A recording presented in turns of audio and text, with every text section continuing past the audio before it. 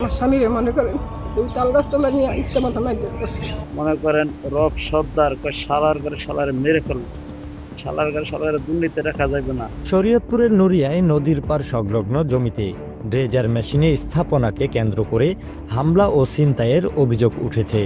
এই ঘটনায় এক নারীসহ 2 জন আহত হয়েছেন বলে অভিযোগ পাওয়া গেছে। ভুক্তভোগী রুনা বেগম নড়িয়া থানায় লিখিত অভিযোগে জানান, তার বাড়ি শরীয়তপুর নড়িয়া উপজেলার কানারগাঁও এলাকায়। অভিযুক্তরা একই এলাকার বাসিন্দা। অভিযোগে বলা হয়, অভিযুক্তরা নদীর পার সংলগ্ন তার সম্পত্তির ওপর দিয়ে ড্রেজারের মেশিন স্থাপন ও পাইপ সংযোগ দেন। এতে শব্দ দূষণের কারণে পরিবার ও স্থানীয়দের ভোগান্তি সৃষ্টি হয়। এই বিষয়ে প্রতিবাদ করলে অভিযুক্তরা বিভিন্ন ভয়ভীতি ও হুমকি দেন। অভিযোগ অনুযায়ী গত 20 ফেব্রুয়ারি শুক্রবার দুপুর আনুমানিক 2টার দিকে অভিযুক্তরা আরও কয়েকজনকে সঙ্গে নিয়ে রুনা বেগমের স্বামী দুলাল সর্দারের ওপর অতর্কিত হামলা চালান। তাকে লাঠিসোঁটা দিয়ে মারধর করা হয় এবং শরীরের বিভিন্ন স্থানে আঘাতপ্রাপ্ত করেন। মনে করেন রব সর্দার শালার করে শালারে মেরে ফেলল, শালার করে শালারে দুর্নীতি রাখা যাবে না। একই সুমন সর্দার রাতে বড় ফ্যান দেওয়া ছিল, সেটা তো মনে করেন আমার মাথায় কোপ দিছে। আর রব সর্দার মনে করেন লাইট দিয়েছে আর ঘুষাইছে মাথায় ধইরা। আর দেলোয়ার সর্দার হ্যাঁ আমার লেখেছি। পরে আমার ছেলে দেখে স্ত্রীকে চেয়ে দেয় আমি নেই, আমার আব্বাই গেল কোথায়। পরে দেখে আমি চিক করে দিয়েছি পর ছেলে দূর করে গেছে। ছেলেরে মাথা বাড়ায় বাড়ি ছাড়ছে দেলোয়ার সর্দার, এই মাথার বাড়ি কানে লাগছে পরে ছেলে চিন্তা করলো আমার একলা উঠাইতে পারবো না, ছেলে দূর করে গেছে।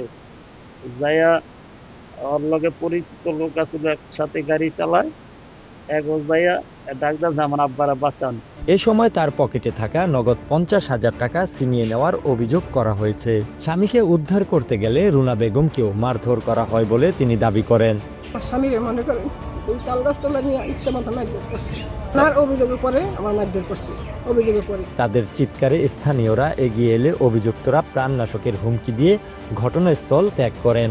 পরে আহতদের উদ্ধার করে নড়িয়া উপজেলা স্বাস্থ্য কমপ্লেক্সে চিকিৎসার জন্য নেওয়া হয়। বলতে আমার বাবা গেছে জুম্মার নামাজ পড়তে গেছে শুক্রবার দিন, গেছে আমার সাথে বসে এক লগে। তাহলে আমি বাইরে টঙ্গাইছি, কথা বলছি, বন্ধুদের সাথে কথা বলতেছি। আমার বাবা বলছে যে বাসায় আয় বলি ছবিরে রাইতেছি। তাহলে আমি টঙ্গা মোবাইল টিপতেছি, এই দাদা আব্বার সাথে বলে কেন বলে ঝগড়া লাগছে। বলে আইসি দেখতে আমার ছোট বোনে ফোন দিছে যে ভাই কই বাবার মারতেছে। আমি আয়া দিই সুমন সর্দার রব সর্দার ধরে রাখছে আমার বাবারে। সুমন সর্দার ঘুষে আইসে আমার বাপেরে মারতে ভয় লাগছে। তাহলে এটা দেয়া বলতেছি। তাহলে আমার বাপেরে গতকাল রাত 9:30 সময় আমার খালুদের বাসায় আসছিলাম, খালুদের বাসা থেকে যাইতেছি, এটা আমার কানে আসলে ভুলোটুক লাগে না, আমি গান সামনে যাইতেছি রাস্তাতে আমার বাপের লাশ হতেছে। আমি গান অন্তত যাইতেছি, আমার ফোনে কল আইছে।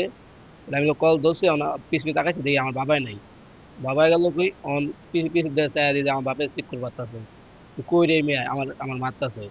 আইসি মতন দিয়ে আমার কোনো লোক নাই, এরা সব দূর করে গেছে। তাহলে আমার এক কাকা আছে গাড়ি চালায়, তারা আনছি আইনা লইয়া। তারপর আমার খালুর ফোন দিছি, আমার খালু গেছে, তারা লইয়া হাসপাতালে আইছি, হাসপাতালে ভর্তি করছি। এই ঘটনায় ভুক্তভোগীর পক্ষ থেকে রুনা বেগম থানায় লিখিত অভিযোগ দায়ের করেন। তবে এই ঘটনা এখানেই শেষ নয়।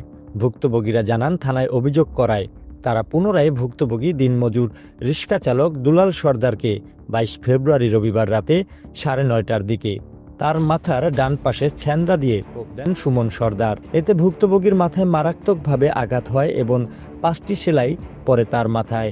ভাড়া মারতে চাইছে, আমার টাকা চাইছে, টাকা নিতে চাইছে। টাকা 50,000 টাকা আমি তখন আওলাদ হিসাবে নিছি। আমি আওলাদ হিসাবে 50,000 টাকা নিছে। নেওয়ার পথে ইফতার করলো, ইফতার করলে টাকা লেয়া সে আর আমার ভাড়া ছেলে 2জন গেল গা। যাওয়ার পথে এরা মাতবর বাজার সাইডে গেছে কিনা সঠিক আমি বলতে পারব না। আপনার আর কতক্ষণ পরেই আমার কাছে ফোন আছে, যেমন আরে মারধর করছে।